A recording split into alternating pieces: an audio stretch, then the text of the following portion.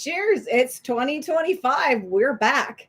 We are so glad that you're joining us today. Our live event today is going to just be a little bit of a discussion about setting some goals, maybe doing a little review. And you probably have already done this since we're a few days already into January. But as quilters, it's always good for us to kind of review where we've been and then where we plan to go, making that plan to maybe finish some things, maybe learn something new, or just learn a little bit about ourselves. Okay. So the downloadable that you can get today is going to be about labels, and that's going to be part of our discussion. Labeling our quilts, how to make a label, what to include in that. So on the QR code that's up there, you can shoot your phone at that, pick up that little symbol, and it will take you right to the download about quilt labels. Do remember, pop in and tell me where you're watching from. I love to see our wide range of quilters from all over the globe jump in to say hello. Along with where you're watching from, maybe fess up.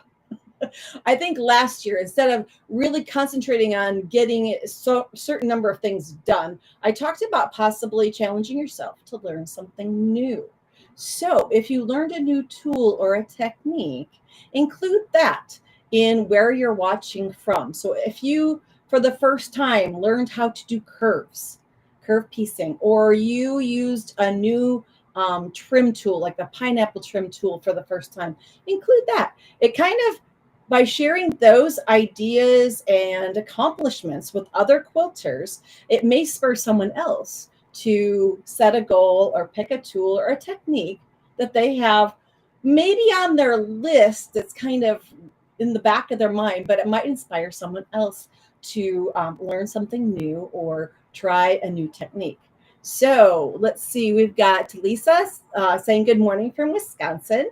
So that as you're popping in, and the other thing is I'm watching from a state where the wind chill.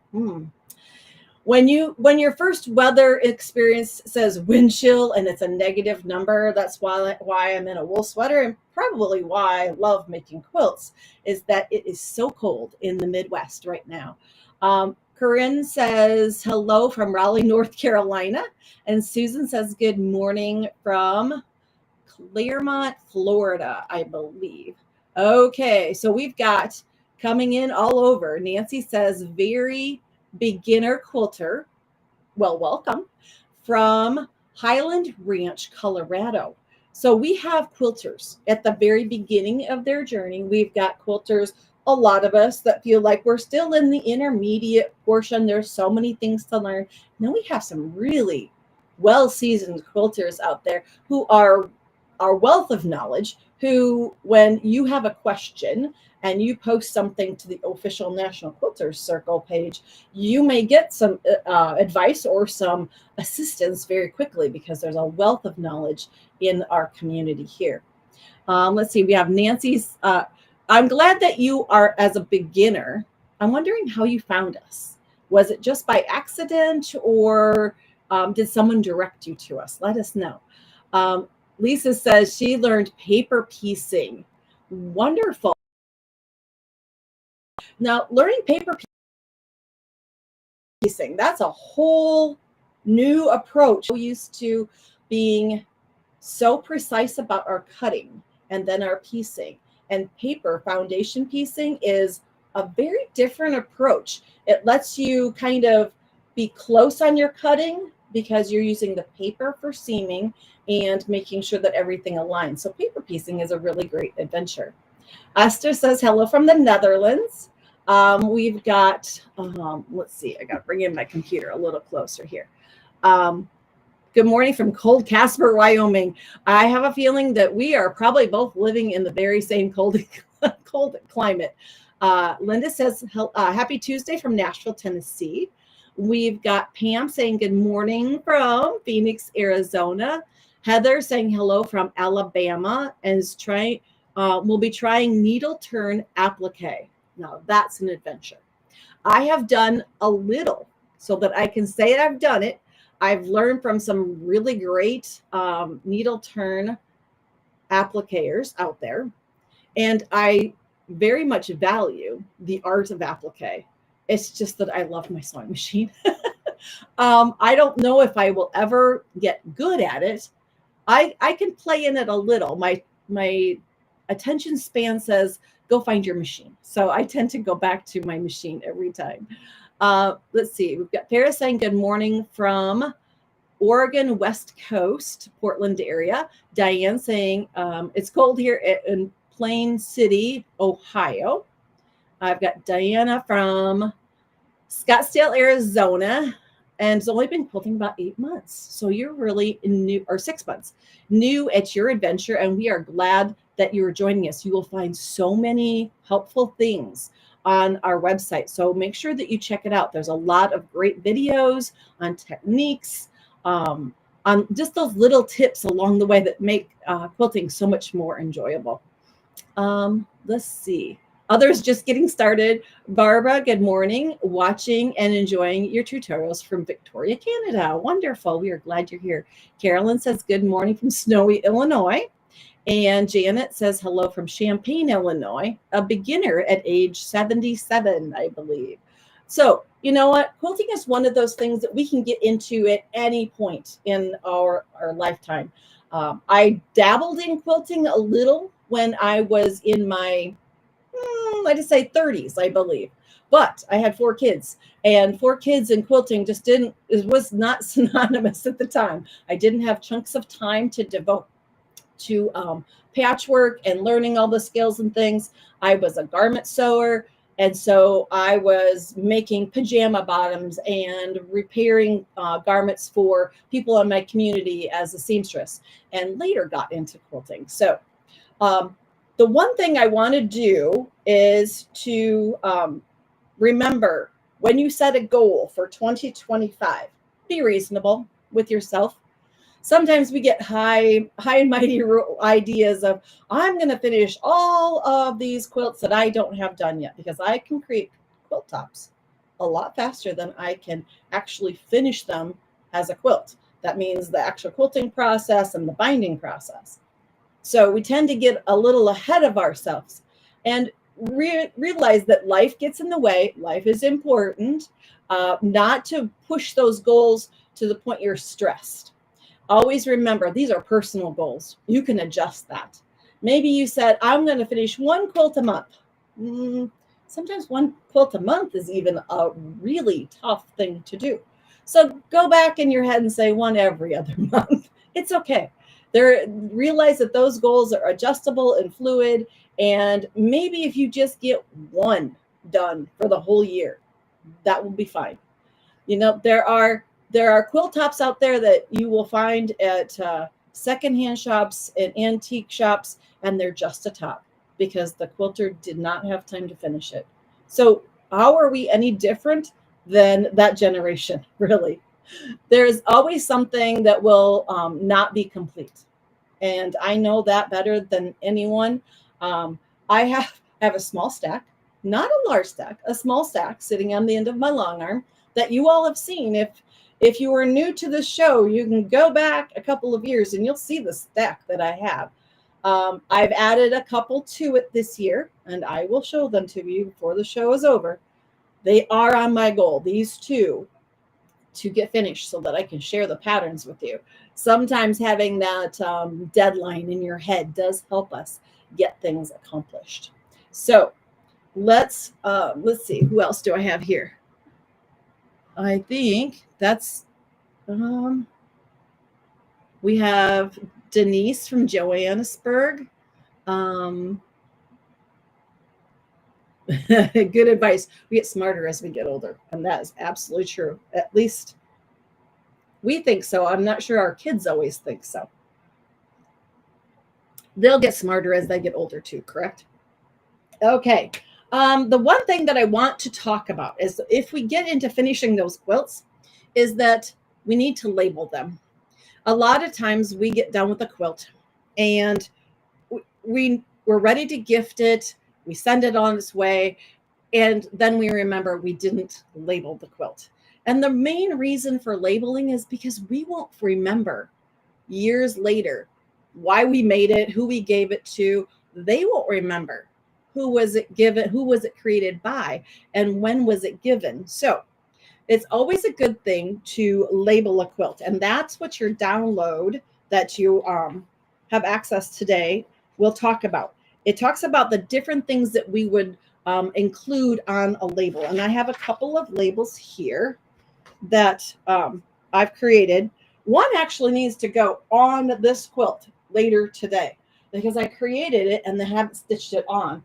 And I usually put them on the back corner of my quilt, and I use fabrics left over from the front of the quilt.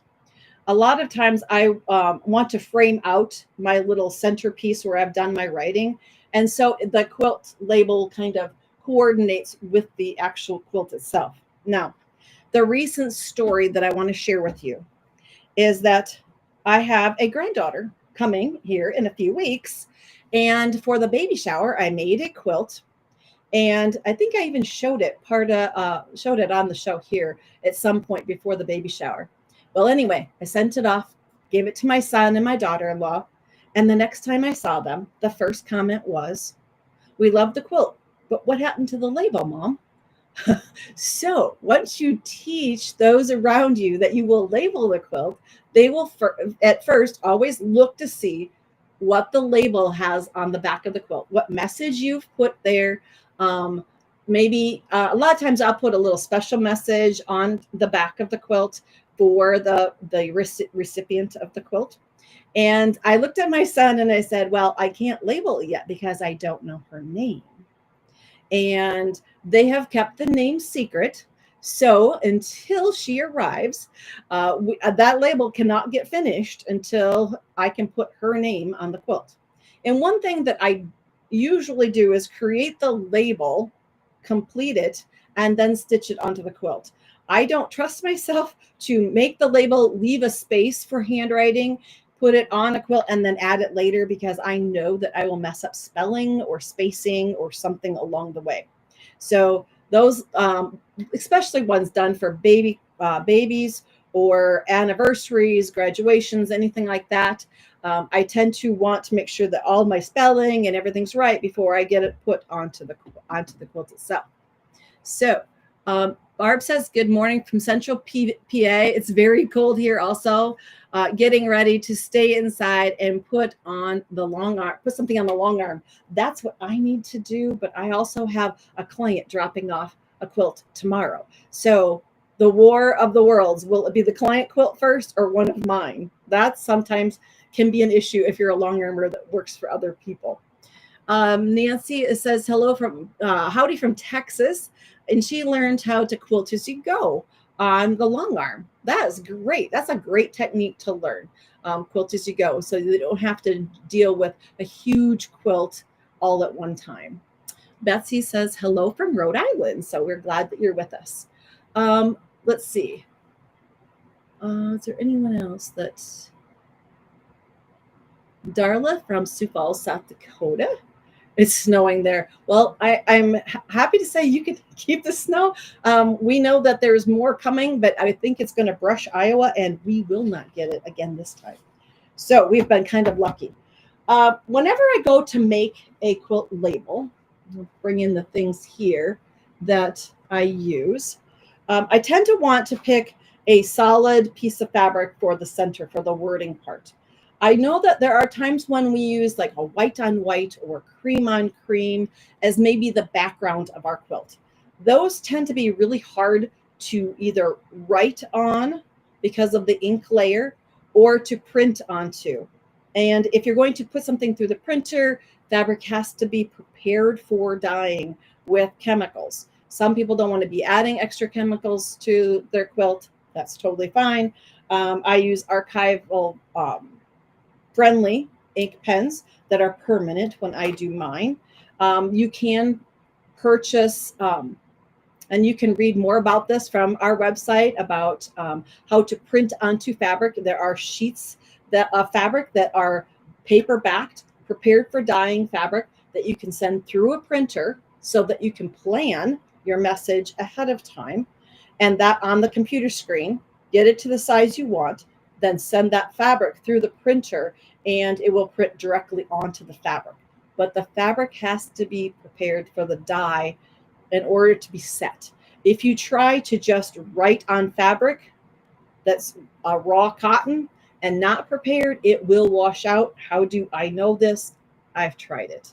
I printed a label and picture onto a piece of fabric that I backed with just freezer paper, the waxy freezer paper. I put it through the printer. It looked fabulous. I put it into the sink and it all disappeared.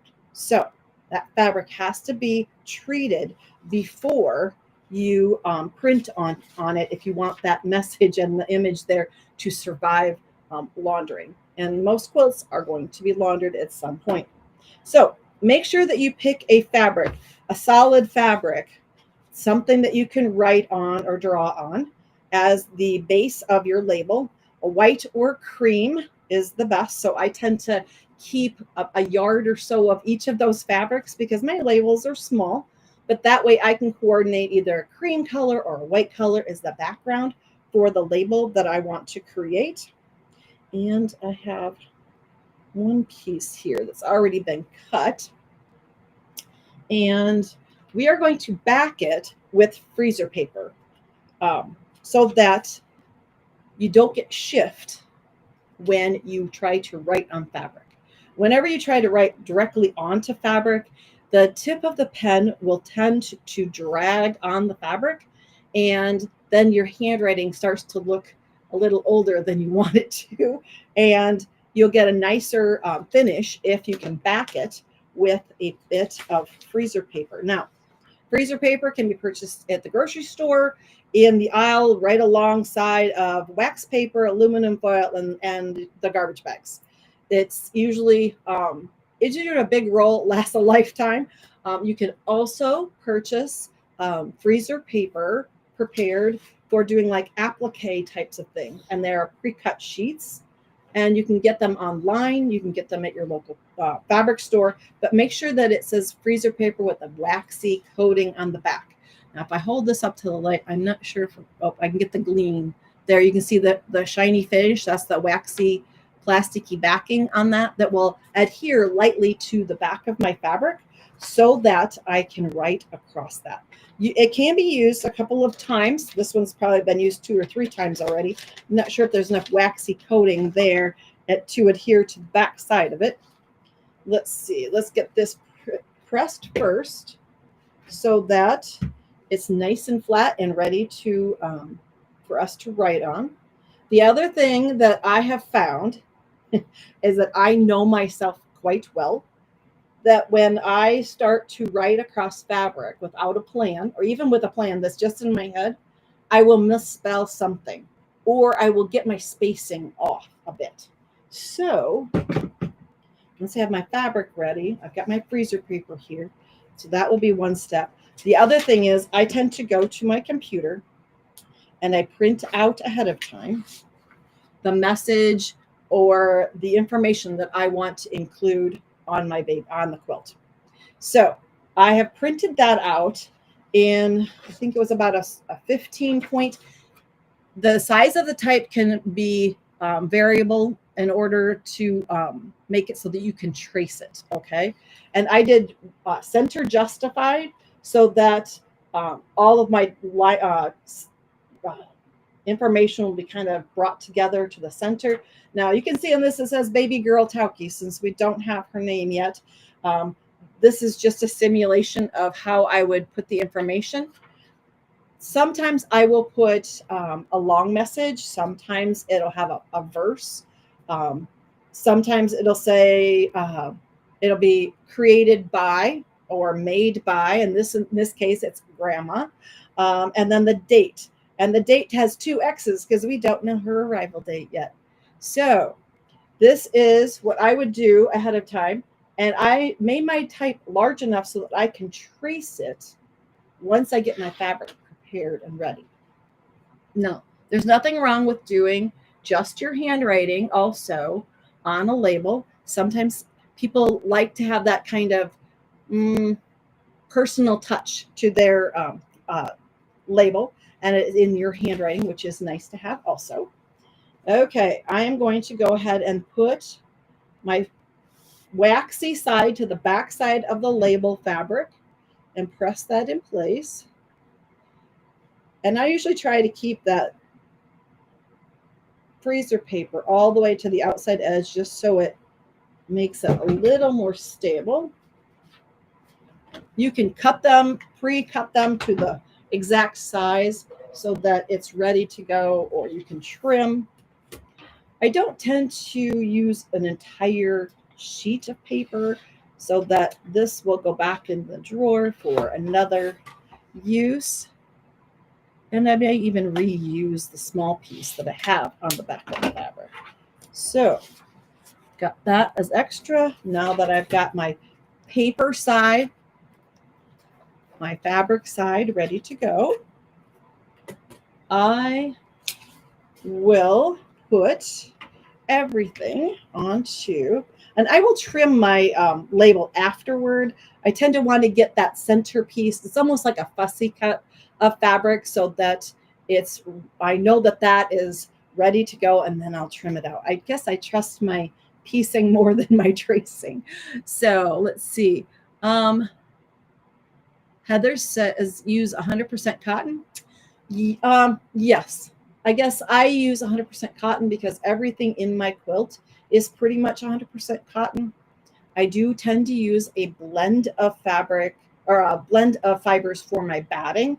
I tend to use a 70-30 or an 80-20 blend, but it's mostly cotton. But for my label, I want it to react to the quilt pretty much the same way as the fabrics in the quilt. I guess in this case, I do have a plush on the back, a snuggle fabric, or I guess some of, most of the time we just call it plush because we don't want to call it by a certain brand name, but one of those wonderful texture fabrics to the back. Most of my quilts have a cotton backing, and so my label then resembles the same fabric as the rest of the content in my quilts. So now that I have my message printed out, I've got my fabric ready for my label. I'm going to go ahead and use my light board or light table. And I need to turn my battery on there so that I have some power. And the light table I've used in the past, everybody's probably seen it, but it keeps me from having to stand at the window in this cold weather and try to hold everything while I trace. Now, if you are going to write freehand across your fabric, you might want to, instead of having printing on here, just make lines on the paper so that you keep your lines straight as you write across the fabric. That does help somewhat. But I can then lay this on top and I can see through so that I can trace the letters. This way, I know I won't misspell something as I go along or forget some information, and have everything included in the label that I want to create. Now, you can create a label that just has your name and the date. That is sufficient. That's the main thing that most people, if they own the quilt, they know that it's theirs.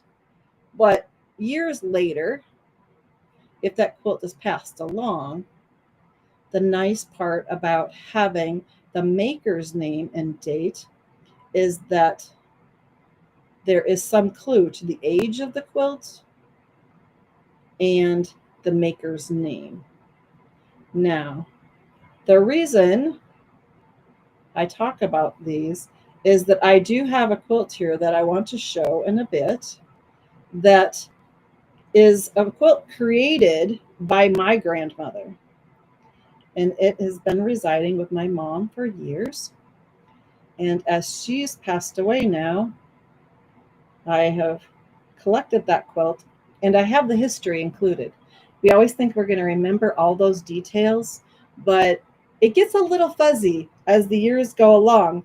So it's a really good thing to have some history included on the back of a quilt. Now, I have just part of this created. It says Love and Snuggles made by Grandma Colleen, January. And then I stopped because I'm going to be putting her name in there and the date that she's born. So take our light table out here. And this is just a light board that was given to me as actually a Christmas gift a couple years ago, and it can easily be found purchased online. They are just an LED drawing or tracing pad.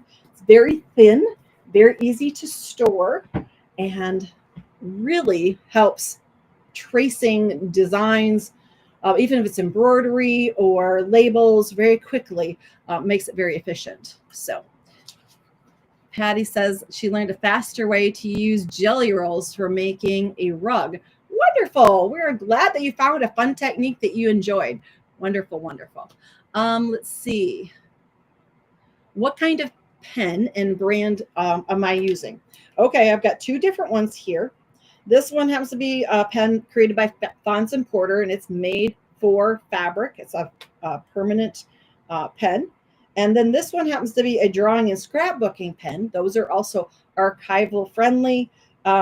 The one thing that I do want to talk about, and I didn't include, well, maybe I included it in the handout, is the point size, the tip size of your pen. There are ones out there that are like 0.001, 0.01. Those are very, very fine. And it makes it very difficult to get a flow when tracing or writing on fabric. Because if the tip is very tiny, it wants to fall into the weave of the fabric.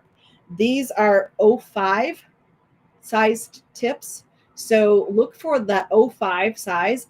It's a little bit larger. It's easier flow along your fabric. It doesn't get stuck into the weave of the fabric. And with one pass, your writing will be legible on fabric. So 0.5 is the point size that I suggest. You can try others if you'd like. They are also available a lot of times in different colors. You can get blue, red, green, brown, I believe. At least in the past, they've been in different colors. Let's see. We say hi, Carol from Sharon McKinnon from Canada. We are glad that our Canadian quilters are joining us. And Lorna is joining us from Scotland.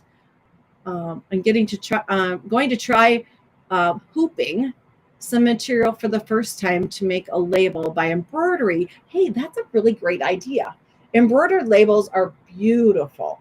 You can do a really fun, ornate label by doing that. You can just trace over writing. You can do a temporary a pen or marking and then embroider over the top of that. If your embroidery is good, I learned to do embroidery as a child. My embroidery is not super. So I tend to go ink pen style, but I've seen some really beautifully embroidered labels out there. And machine embroidery, another one. If you have a machine that has the ability to do machine embroidery, you can set up and hoop out your label that way. That's another great way to create a label for your quilt. Okay, let's see if we've got anybody else here. I don't want to leave anybody out. Let's see. I think we have everybody included. That hello from Mary Reyes. So the freezer paper, I've never seen it use those. I'm glad you showed it. The freezer paper really does help because I have tried to draw and write on fabric before, and I get the fabric just kind of keeps sliding along, and I kind of get a lump in the fabric, and it makes your handwriting look really, really messy. But the freezer paper really does give it some stability so that it's a lot easier to write, print, or even do script along the way. Now, once you get that center done and you have it the way you want, and you can, like I said, you can include your favorite saying. You do a Bible verse. You could put a lot of different information on there. Even where you live, you could put on there. You take the freezer paper layer off. It still has that waxiness to it that you can use. Again, as quilters, we never throw anything that's usable away. And then I tend to find fabrics left over. So I've got fabrics from her baby quilt. Just kind of blush and green colors.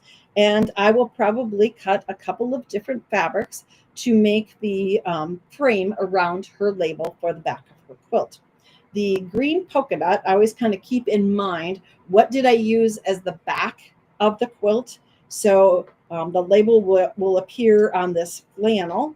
And I think that if I use the little pink dot and this floral on the label, that I think it'll make a very sweet little frame to go around that. Now, the other reason sometimes I use fabrics like this is that if the quilt ever needed to be repaired on the front, you could always steal fabric off of the label frame to fix a tear if it's something small, possibly. So if you include a couple of pieces, you might at least have a chance at maybe repairing the quilt if it needs to be repaired down the line. So once I get my strips cut, I just frame those around the corners with 1/4 inch seam, make sure the edges are all turned under, and then position it on the back of the quilt to hand stitch in place. Now, since we're getting a little long here, I wanted to remind you the reason why we put labels onto quilts, got to find the right corner, is that we will forget when we've made them. So this was made during COVID as part of a virtual retreat, and it was done at the end of March 2021. So I would be able to tell you it happened during COVID, but I would not remember the dates at all. And if you named the quilt, this was a place to bloom. So the name of the quilt, the event, I hosted with another quilter, and the date is included on that back of that quilt. I have this one that I taught years and years ago, and I really would not remember the name or the date on this one. Fractured Crystals. Let's see. I did it as a quilt camp in 2006. So that was actually using up some of the pieced leftover pieces from the quilt front to make a fun label on the back there. So that is also a possibility. If you have leftover pieces, you can include that as part of your label. Not every label has to have a frame around it. Sometimes you want it to have a very subtle look. Now, this is the quilt that was created by my grandmother. She technically was not what she would call a quilter. She was a seamstress. This quilt was all created by hand. No sewing machine was involved in this. So everything here is stitched by hand. It's a cathedral window quilt with hundreds and hundreds of small little squares of every scrap of fabric, including fabrics of things that I made as a 4-H'er back in the 70s and 80s. And this was actually entered into the Iowa State Fair at one point, and she had not labeled it. So I labeled the back and wrote some of the history. So there's no frame around this because I wanted it just to kind of be subtle on the back. I had to find a fabric that was cream that was very similar to hers that she had used as the backing or background of this quilt. And so I wrote when she made this, that I remember her collecting all the fabrics from all of the neighbors who also sewed. I actually had a card that she had written, or a letter she had written me in her handwriting, because at this point her vision was too poor for her to write anymore. So I traced her handwriting. So this is her signature on the quilt, and then that it was in competition at the Iowa State Fair and where she was living at the time. So that and that I had labeled the quilt on there. So it's nice to have that history because, like I said, we think we're going to remember all the details. We may not. Now, to finish, I have a goal of these 2 quilts. Mind you, the tops are done, but getting them quilted is my biggest challenge. So if you have that challenge also, set your goal for at least maybe 1 this year. I have 2. So every 6 months, I have in a 6-month time, I need to get 1 done. And then the next 6 months, I need to get the second one done. That is my goal for 2025. Let's see how permanent will the ink last? As long as it's written fairly dark and heavy, go slow when you're tracing or writing onto fabric labels. It should last quite a while. I'm not exactly sure. I've not tested it for a lifetime. It can always be retraced or relabeled if it starts to fade. Know that that's always an option.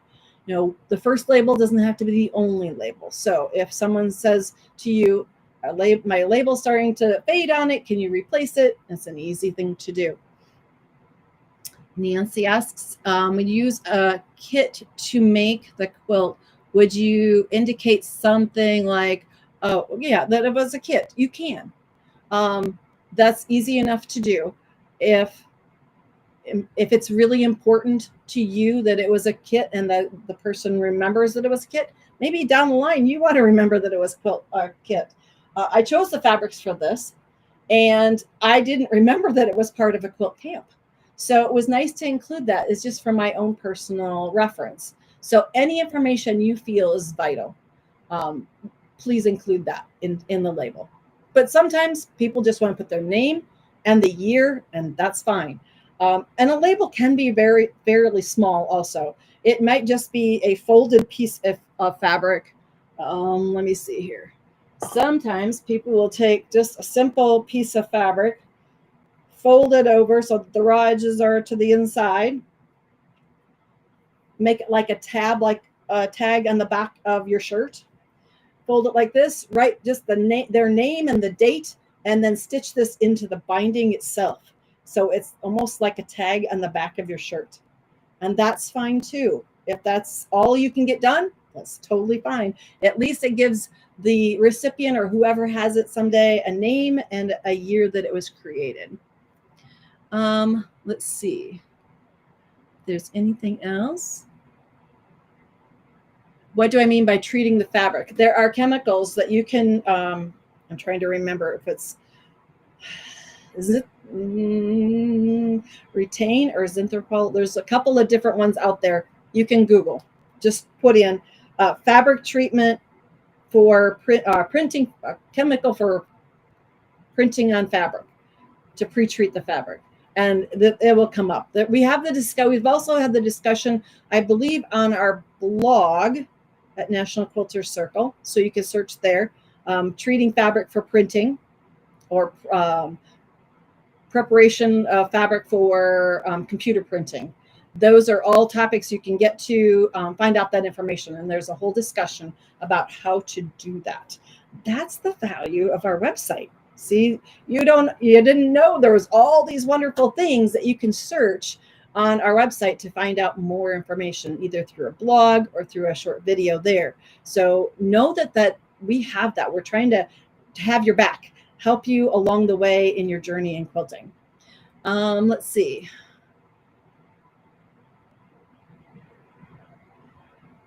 We've got Miriam says, come to Scotland. I would love to come to Scotland. I would love to experience all of the places that you live as quilters and your environments, and go to where you shop for fabric. So maybe along the way, we'll have some more adventures. But in the meantime, the two quilts that I want to get done for 2025, this is a granny square. I was having a very retro moment. I grew up in the 70s, done crochet and granny squares. And I found these really fun as a jelly roll that I made this from, and a very 70s looking backing fabric to go with it. So this is one that will be coming soon to a project sheet near you. And then if you follow me, you know that I like to do half square triangles. And I've done table toppers and a whole series of gemstone colors. And then we did a supersize, like a baby quilt. Well, I took it even one step further and made a quilt with half square triangles that were really large. So this is just a teaser of a half square triangle quilt made with very large half square triangles that it needs to be on the long arm soon. Since the backings are here and already ready to go, hopefully that 2025 get it done list is top of the get it done list now. So remember, label your quilts, set some goals, make them reasonable, adjust as life goes along, and enjoy the process. Thanks for joining me today.